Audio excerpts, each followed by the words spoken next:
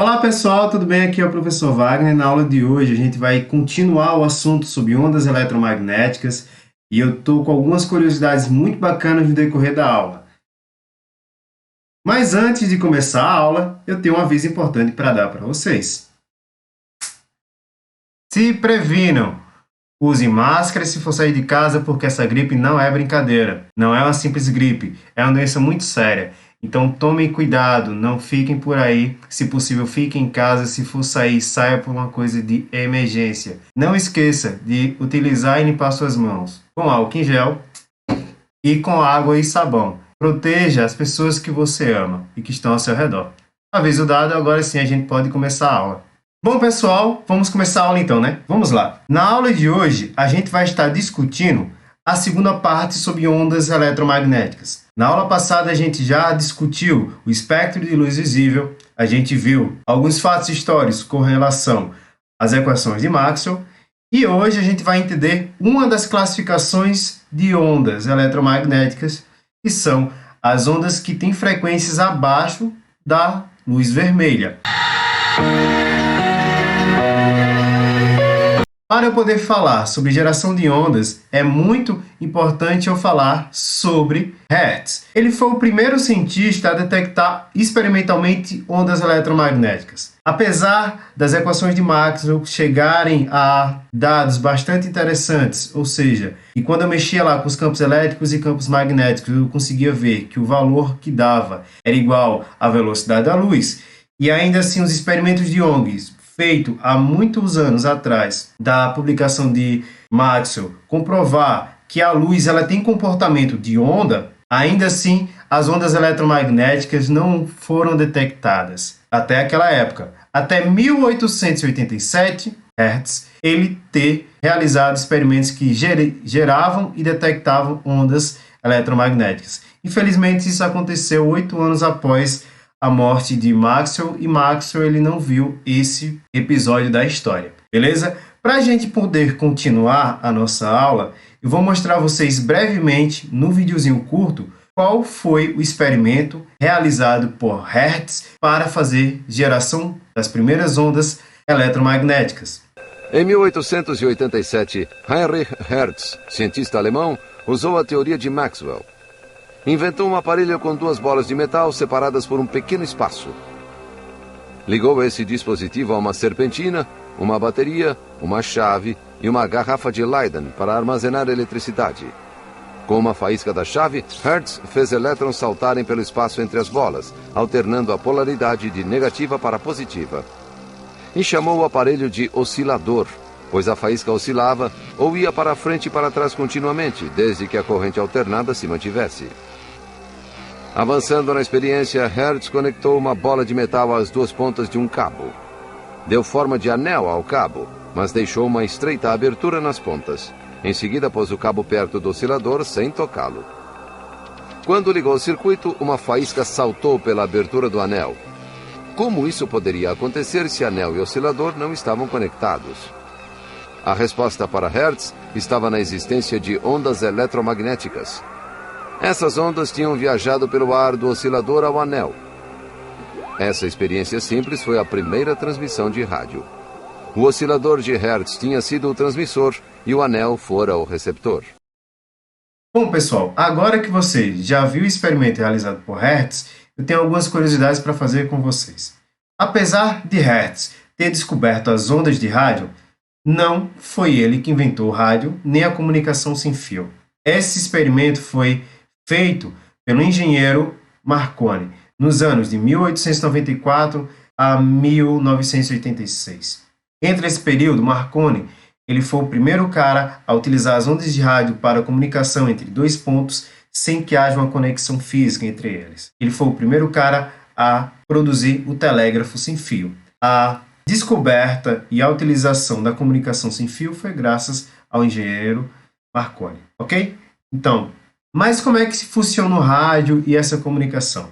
Nesse exemplo aqui, nessa pequena imagem, eu mostro de forma bem detalhada como é feito a captação de ondas de rádio. Eu gostaria que você prestasse atenção nesse diagrama e algumas observações que eu vou fazer. Então vejam só, Ao observar esse diagrama aqui, eu percebo algumas coisas. Primeiro, nessa figura eu irei mostrar a vocês como é feito a captação do som, a transformação dele em onda eletromagnética e como passa para a transmissão e captação dos dispositivos eletrônicos. Então vejam só, quando eu emito uma onda sonora, o microfone ele tem a função de capturar essas ondas emitidas. Depois, essas ondas emitidas aqui, elas são passadas para o amplificador.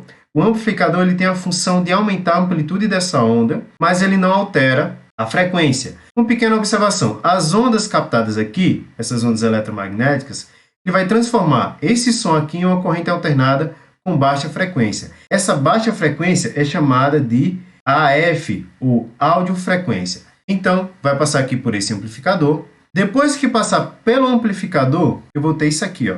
Vai vir para um transmissor. Como é que funciona um transmissor? Um transmissor ele vai ter alguns dispositivos dentro dele. Os primeiros dispositivos são o misturador. Ele vai modificar a amplitude dessa corrente aqui. Vai ter uma corrente modulada. Ele vai pegar e amplificar o RF, que é a radiofrequência, e vai ajustar o oscilador. Depois disso, passa essa onda daqui por um amplificador e é jogado para a antena emissora. E aí emite no ar as ondas eletromagnéticas. Depois que isso ocorre, o que vai acontecer? Essas ondas eletromagnéticas elas vão ser recebidas por uma antena, essa antena é chamada de antena receptora. Essa antena receptora vai pegar e mandar esse sinal aqui por um sintonizador, que não está aqui na figura, sintonizador. Depois, essa onda vai passar para o amplificador, RF é radiofrequência, vai para um detector. Depois do detector, ele vai para um amplificador e assim é gerado a onda do rádio e a gente consegue escutar. Então, todo esse processo é para levar a informação de um ponto a outro. É importante destacar que as ondas de rádio ela tem uma faixa de frequência muito baixa. Isso quer dizer que seu comprimento de onda é muito grande. Uma coisa que eu não mostrei anteriormente é que existe dois tipos de frequências de ondas de rádio, que são as AMs e as FMs. Como é que funciona? E qual é a diferença do AM para o FM? Então vejam só, o AM, esse cara daqui significa amplitude moduladora. Isso quer dizer que eu vou ter um maior alcance desse cara, ele consegue ter um maior alcance, porém, quando eu tenho uma onda AM, que ela tem um maior alcance, durante esse percurso, ela pode sofrer interferência e o sinal é ruim. Então, eu vou ter um alcance dessas ondas de rádio em torno de 500 até 1.600 quilômetros, porém o sinal ele pode sofrer problemas no meio do caminho. Então, para algumas situações não é bacana ter a transmissão AM. Já a FM, que é a frequência moduladora, ela vai ter o seguinte, ó, ela vai ter um menor alcance, porém, ela vai ter um melhor sinal. A qualidade do sinal é muito bacana. Então, essa diferença entre o AM e o FM, bacana? Então, normalmente, quando a gente está numa região urbana, a gente tem um sinal FM, porque ele tem uma menor distância e, então, ele vai ter uma melhor qualidade. Já quando eu tiver rádios que elas tendem a ter um alcance maior, então a gente vai ter a transmissão e a frequência AM, ou seja, ela vai ter um maior alcance, mas enfim, ela vai ter às vezes pode ter alguns defeitos aí, algumas imperfeições no sinal. Além das ondas de rádio, que possuem uma faixa de frequência entre 10 kHz até 100 kHz, a gente também tem as micro-ondas. Ô Wagner, qual é a diferença principal das micro-ondas e das ondas de rádio? Então veja só, as micro-ondas elas também são utilizadas para comunicação. Qual é a diferença principal entre as duas? É que veja só, as ondas de rádio, como ela tem uma frequência baixa, quando ela chega na região da ionosfera, ela consegue ser refletida. Então, em algumas situações, a onda de rádio ela consegue ir até a atmosfera, sofrer uma reflexão e você consegue mandar um sinal muito bacana. Mas veja, para algumas transmissões, não é interessante utilizar as ondas de rádio, porque sofre interferência, quando a gente tem um sinal que precisa de um alcance maior, tem interferência e tem muitas informações. E então, para telecomunicações, a televisão e a telefonia são utilizadas micro-ondas. As micro-ondas elas têm uma faixa de frequência um pouco maior. acima dos 100 kHz.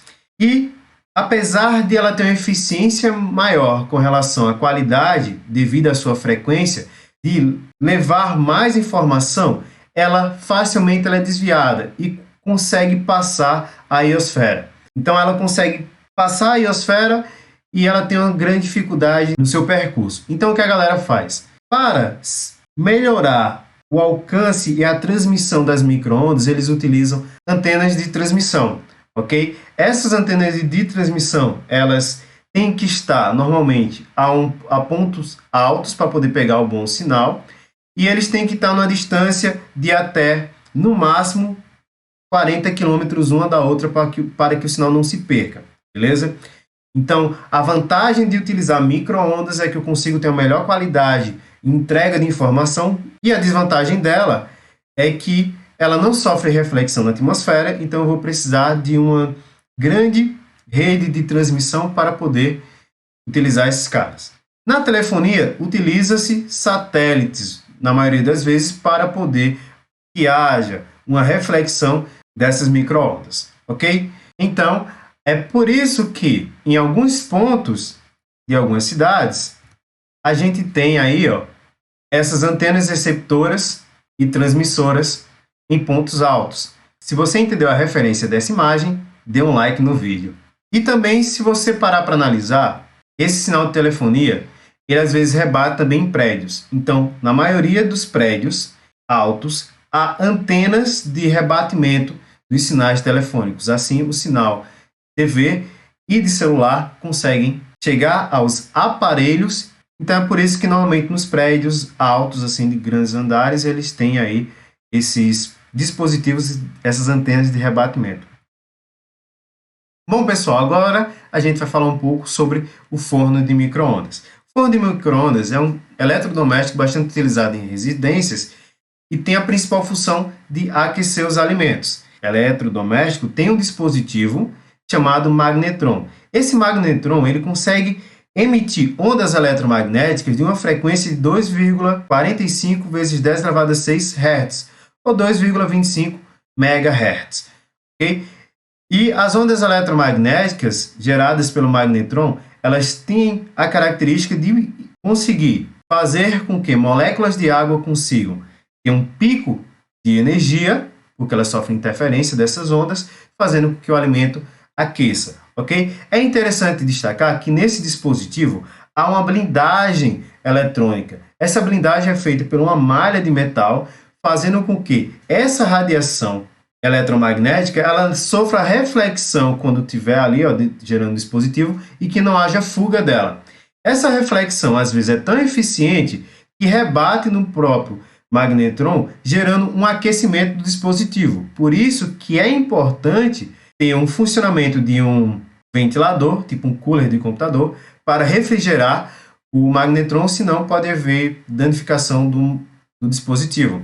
Outra coisa importante é que dentro do micro-ondas não é bacana e não é indicado que você utilize materiais metálicos, como alumínio e aço, porque pode haver uma reflexão dessas ondas e pode vir a gerar danificação do aparelho. Vocês podem perceber também que no vidro do micro-ondas há uma malha, ok? Essa malha ela serve para blindagem eletrônicas e as ondas eletromagnéticas não conseguem passar por ele. Wagner, por que isso acontece? Vocês vão saber isso quando forem estudar eletromagnetismo lá para o 3º ano. Spoiler. Bacana. Outra coisa interessante.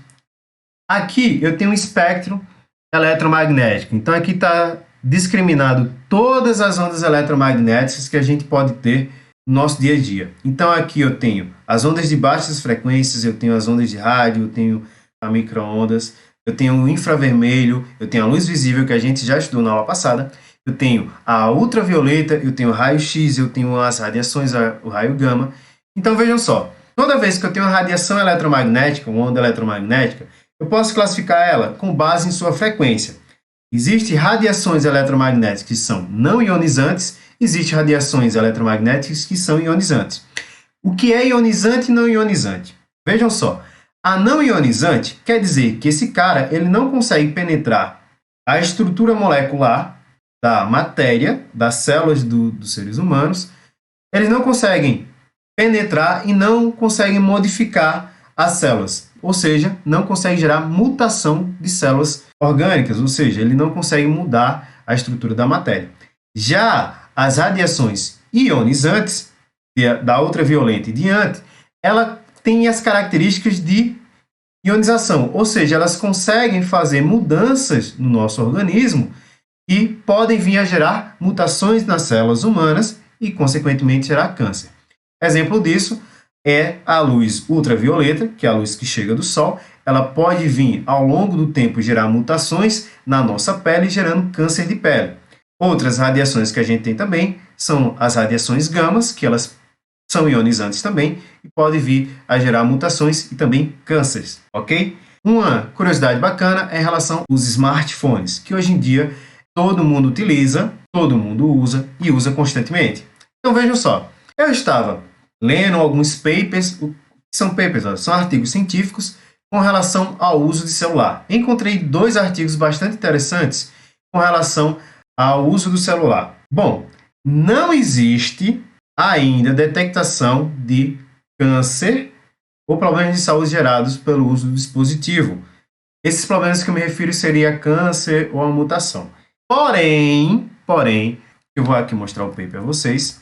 Nesse paper, nesse artigo da Sociedade Brasileira de Biociências Nucleares, ele diz o seguinte, ó, eu vou deixar aqui na descrição, mas resumindo, os pesquisadores afirmam que pode vir a gerar problemas de saúde. Já a associação que é responsável pelas empresas de telecomunicação afirma que, apesar do estudo ser bastante relevante, ainda não há elos entre smartphones e doenças cancerígenas. Porém, há leis americanas que limitam a quantidade de radiação eletromagnética gerada por dispositivos eletrônicos nos seres humanos. Se eu não me engano, é de 5 miliwatts por centímetros quadrados. Alguns especialistas dizem que ainda isso é muito, porém, até hoje não há, vejam só, não há elos entre cânceres e os dispositivos eletrônicos. Vamos agora falar sobre infravermelho. O que é uma radiação infravermelha? A radiação infravermelha consiste em ondas eletromagnéticas com comprimento entre 1 milésimo de metro a 1000 milésimo de metro, que corresponde a 1 milímetro. E essa radiação ela está entre a frequência 10 elevado a 11 Hz a 10 elevado a 14 Hz. É abaixo da luz vermelha. A descoberta da radiação infravermelha é dada a William Herschel em 1799. Então, como é que foi feito o experimento e como é que ele descobriu a radiação infravermelha? Vê que bacana. Ao realizar um experimento com base no espectro de luz visível, ele percebeu o seguinte, ó, que algumas cores elas possuíam temperaturas diferentes. Então, o que foi que ele fez? Ele pegou a dispersão da luz branca, que está aí, o espectro de luz visível, e colocou alguns termômetros próximos para medir a temperatura de cada frequência de luz. Então ele foi lá, foi da violeta até o vermelho, e ele foi vendo que da violeta até o vermelho havia diferenças de temperaturas, sendo do mais frio para o mais quente. As cores próximas do vermelho elas têm uma temperatura maior. Aí que coisa interessante, veja que coisa interessante. Ele ficou curioso em saber, se eu colocar o termômetro na região escura, acima da luz vermelha, o que vai acontecer? Será que eu vou detectar uma certa temperatura? Ao colocar, pelas deduções e teorias da época, não haveria nenhum sinal de temperatura. O que ele ficou surpreso foi que a temperatura observada era maior do que da luz vermelha. Daí, ele começou a investigar e começou a detectar que havia uma radiação que era invisível, mas que tinha uma certa temperatura. Essa radiação, ele chamou de infravermelho. E em 1847, Fizeau e Foucault, eles descobriram que essa radiação infravermelha, apesar de ser invisível, ela também tem um comportamento de luz, ou seja, ela tem a capacidade de produzir interferências. Isso quer dizer o seguinte, ó, a radiação infravermelha ela também tem um comportamento de uma onda eletromagnética. E o que é essa radiação infravermelha? A radiação infravermelha é originada a partir da agitação térmica das partículas que constituem a matéria, ou seja, constituem os corpos. Então, toda vez que eu tiver uma agitação, as cargas elétricas dos átomos ou moléculas, elas oscilam e emitem uma radiação eletromagnética. E essa radiação eletromagnética está relacionada com o calor. Então, toda vez que eu tiver um objeto, que tenha agitação térmica, e tem agitação térmica, toda matéria tem uma agitação térmica intrínseca na matéria, vai emitir essa radiação infravermelha, ok? Por que chama infravermelha? Porque está abaixo do vermelho, como a gente viu na última aula. Então, essa radiação, ela também recebe o nome de radiação térmica, porque está associada ao grau de agitação térmica. Essa radiação tem diversas aplicações. Quais são as aplicações? A gente tem nos controles de televisão, Wagner, por que utiliza essas ondas eletromagnéticas no controle de televisão? Porque dentro das nossas residências e na telecomunicação, a utilização de micro-ondas. Então, quando chega o sinal dentro da sua casa, existe um mar de ondas eletromagnéticas que são as micro-ondas e as ondas de rádio. Então, o dispositivo da televisão iria captar diversas ondas eletromagnéticas e não haveria uma funcionalidade bacana. Então, eles utilizam um dispositivo de infravermelha que tem uma frequência um pouco maior do que as micro-ondas, o espectro eletromagnético, eles têm uma frequência um pouco maior, então consegue ver a verificação aí, e para cada sinal do controle remoto há uma frequência diferente, fazendo aqui que o dispositivo ele captura essa frequência e veja uma função diferente para esse cara. Outra funcionalidade também está nos radares da polícia, especialmente nas polícias que fazem blitz em rodovias e BRs. Então esse dispositivo ele consegue emitir infravermelho e captar aí a velocidade dos automóveis. Outra aplicação bacana é que todos os corpos, como eles emitem radiação infravermelha, existe também radares e também dispositivos que conseguem capturar essa radiação, fazendo com que eu possa detectar objetos na ausência da luz visível. Ou seja, eu consigo ter dispositivos que conseguem capturar essa radiação e assim eu tenho a projeção da imagem dos objetos, mesmo estando no escuro.